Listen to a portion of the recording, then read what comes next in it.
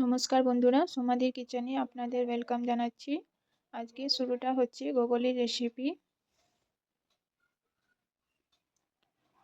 গোগলিটাকে ভালো করে পরিষ্কার করে নিয়েছি।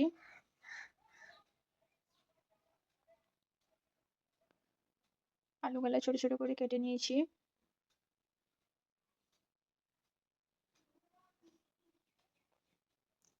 গোগলির রেসিপির জন্য মশলা নিয়ে নিয়েছি: আদা, লঙ্কা, রসুন, পেঁয়াজ, গোটা জিরা। কড়াইয়ে তেল নিয়ে নিয়েছি। তেলে ভালো পেঁয়াজগুলো দিয়ে দিলাম।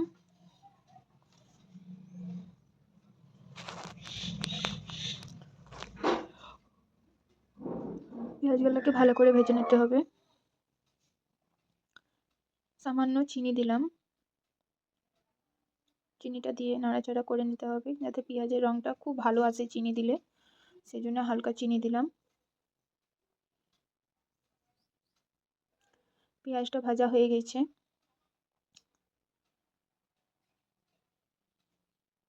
গোগলি আলুটা দিয়ে দিলাম। ভালো করে ভেজে নিতে হবে।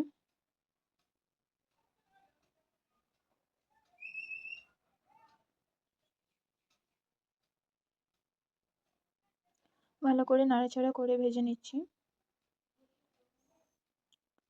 যে গোটা মশলাটা নিয়েছিলাম ওটা বেটে নিয়েছি। এতে পরিমাণ মতো নুন দিলাম। কাশ্মীরি লঙ্কা কুটা দিলাম।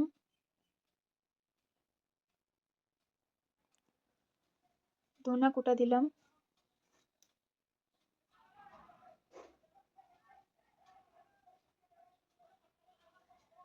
পরিমাণ মতন হলুদ দিলাম।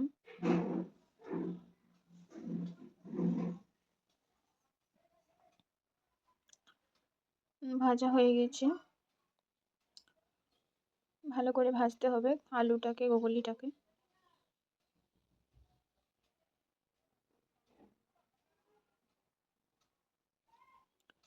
যে মশলাটা ছিল ওটা দিয়ে দিলাম।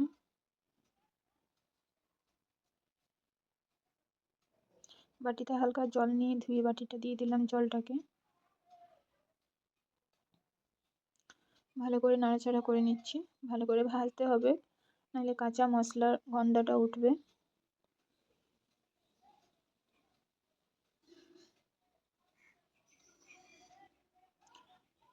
একটি টমেটো কাটা দিলাম।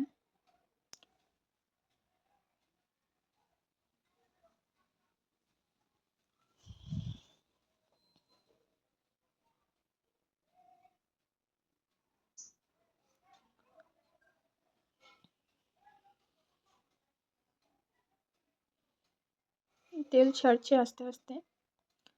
আমাদের ভাজাটা প্রায় হয়ে এসছে। ভাজা হয়ে গেছে। জল দিয়ে দিলাম পরিমাণ মতন।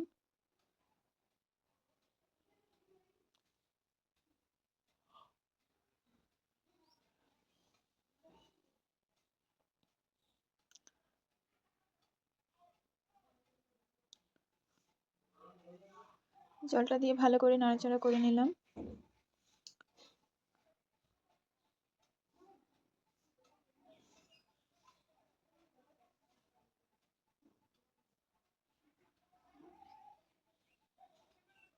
এবার ঢাকাটা দিয়ে দেবো।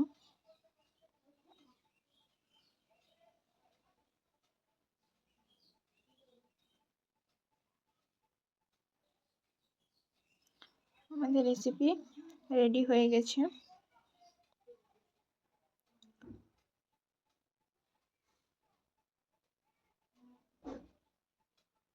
উপর থেকে ধনে কুচি ছড়িয়ে দিলাম।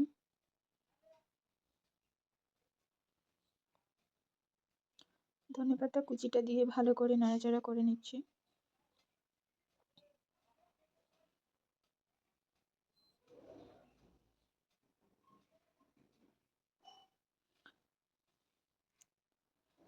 আপনাদের যদি ভালো লাগে গোগলি আলুর রেসিপি, তাহলে লাইক, কমেন্ট অ্যান্ড সাবস্ক্রাইব করে দেবেন। Thank you.